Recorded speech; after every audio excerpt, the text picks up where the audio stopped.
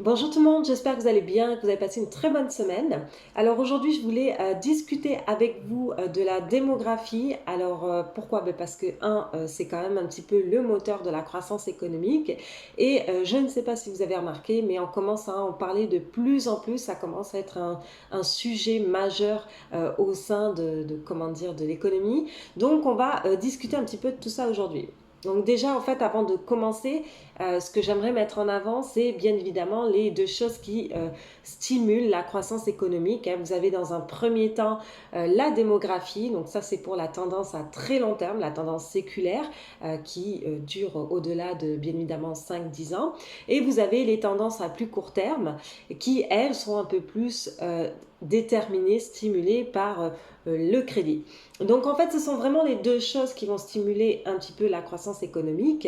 En fait, qu'est-ce qu'on va regarder lorsqu'on étudie la démographie? On va déterminer dans la démographie le taux de croissance déjà dans un premier temps, et aussi on va regarder en fait l'âge de la population. Donc là, par exemple, sur ce graphique ici, vous pouvez voir que dans des pays développés comme par exemple les États-Unis, la Chine, le Japon ou par exemple l'Europe, hein, puisqu'on a rassemblé les pays d'Europe. Donc on peut voir que justement on a un fort ralentissement de la croissance justement démographique pour la part de population qui se trouve entre 15 et 64 ans. Donc ça c'est une chose, mais on peut voir que cette croissance annuelle est négative pour certains pays comme par exemple la Chine depuis 2015, comme par exemple le Japon depuis maintenant les années mi-90, et vous avez aussi donc l'Europe depuis 2010. Donc depuis vraiment les trois dernières décennies, on peut constater qu'on a vraiment une problématique au niveau de la démographie. Alors on ne parle pas bien évidemment des pays d'Afrique où la démographie n'est pas encore un problème, mais on va discuter justement au niveau des pays développés où ça devient de plus en plus un problème. Donc les États-Unis actuellement s'en sortent plutôt bien puisqu'ils ne sont pas dans la tendance négative. Comme vous pouvez voir, on n'a pas un taux de croissance qui est encore négatif au niveau de la croissance de la démographique. Donc voilà, donc là actuellement, il va y avoir un enjeu pour les 10 prochaines années, puisque pour vraiment préserver une croissance économique, on a besoin d'une démographie quand même qui est toujours présente. Donc là, le but n'est pas de passer sous la barre négative, donc de la croissance annuelle négative. Donc je suppose qu'il y a des faits comme par exemple, c'est triste à dire, mais je pense que tout ce qui s'est passé par exemple récemment avec la Cour suprême aux États-Unis au niveau de l'avortement, c'est un point de vue personnel, mais je pense que ça a été mis en place dans ce but-là aussi, puisque si on limite les avortements, on crée plus de bébés et on crée, comment dire, on maintient une certaine croissance démographique.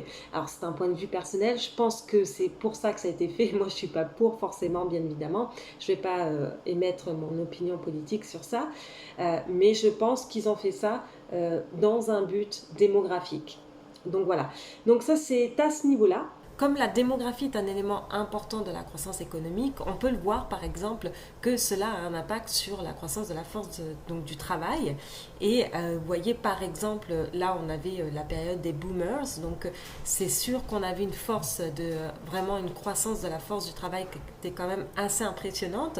Et ensuite on a eu un fort ralentissement justement de cette croissance-là.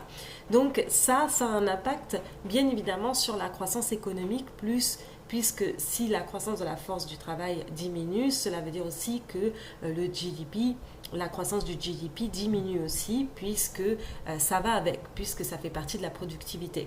Donc là, on peut constater qu'on a justement ce ralentissement de la force du travail depuis le pic dans les années 80.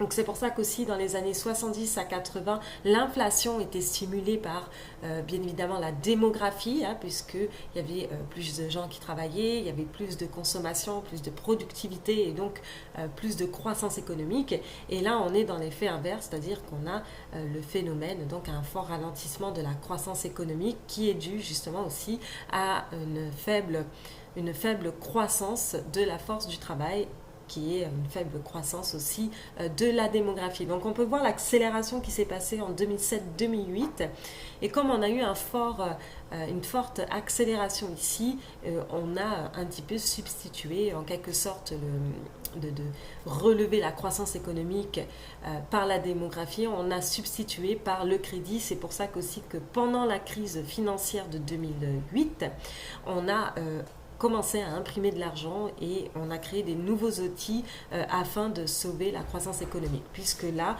on peut constater cette accélération-là du fort ralentissement de la force de travail qui a commencé justement en 2007-2008 et donc ça n'a pas forcément aidé la croissance économique. Donc pour aider la croissance économique, on a dû inventer de nouveaux outils et notamment imprimer de l'argent par les banques centrales. Puisque je le répète, la croissance à très long terme est stimulée par la démographie ou la dette. Donc quand l'autre disparaît, nous avons le second qui reste, donc c'est la dette, et donc on essaie de stimuler la croissance par la dette. Alors en termes de chiffres, justement, on peut voir, vous voyez par exemple la part de population qui se trouve entre 25 et 54 ans étant fort ralentissement donc depuis 2005 à 2006-2007 après effectivement la crise financière. On a une part de cette population-là qui est aussi la part de population qui travaille, donc qui produit, qui consomme le plus aussi, puisqu'on peut constater ici par exemple, on peut voir que c'est la population qui consomme le plus.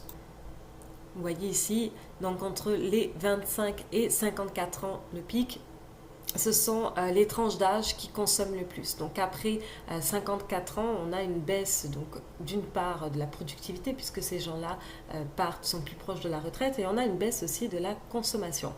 Donc si on a une population qui est vieillissante, donc si on a une part justement de la population de 25 à 50 ans qui baisse, la part de population, cela impacte bien évidemment la croissance économique puisque la croissance économique est stimulée par la démographie et donc par les gens qui sont aussi capables de travailler et de consommer le plus. Donc si cette tranche d'âge qui est la part de la population qui travaille le plus mais qui consomme le plus vient à ralentir et à baisser comme part de la population, cela agit bien évidemment dans la croissance économique. Cela a un impact sur le GDP, le PIB en français.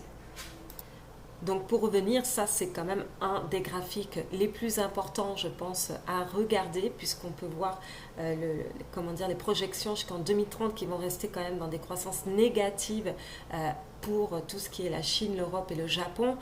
Donc c'est pour ça aussi qu'on a des taux négatifs après inflation qui persistent depuis plusieurs années dans certains de ces pays-là. Et on voit que les États-Unis, eux, sont au borderline, on est proche de la ligne des zéros. Donc voilà, donc ça c'est vraiment une des choses les plus importantes pour les 10 prochaines années puisque ça détermine aussi en quelque sorte l'évolution au niveau des taux puisqu'on va remonter notre graphique. Puisqu'on voit que les taux long terme, lorsque la démographie est en tendance baissière, au niveau de la croissance, on voit que les taux aussi sont en tendance baissière, puisque ça va l'un avec l'autre, puisque bien évidemment, l'une des parts à long terme, qu'est-ce que dit les taux à long terme? Ça parle de la croissance à très long terme. Donc, personnellement, je pense que les taux vont rester dans un certain range pendant les 10 prochaines années, le temps que le tout probablement se stabilise et notamment c'est un petit peu ce que nous dit aussi la démographie comme j'expliquais dans le tableau précédent. On peut voir que la croissance de la démographie va rester proche de zéro pendant un certain temps, donc il se peut que les taux restent bas puisqu'on ne peut pas avoir des taux élevés si on a une croissance démographique qui est quand même très faible. Ça ne va pas être soutenable pour l'économie. Donc c'est pour ça aussi qu'à chaque crise, là actuellement, nous avons la majorité du temps, on va imprimer de l'argent puisque c'est le seul outil que nous gardons actuellement pour préserver, pour relancer la croissance économique. Donc voilà, j'espère que la vidéo vous aura plu. Donc c'était vraiment une petite parenthèse pour parler un petit peu de cette problématique-là pour les prochaines années. Donc si vous avez aimé la vidéo, n'hésitez pas à me mettre un pouce et nous on se retrouve donc la prochaine fois.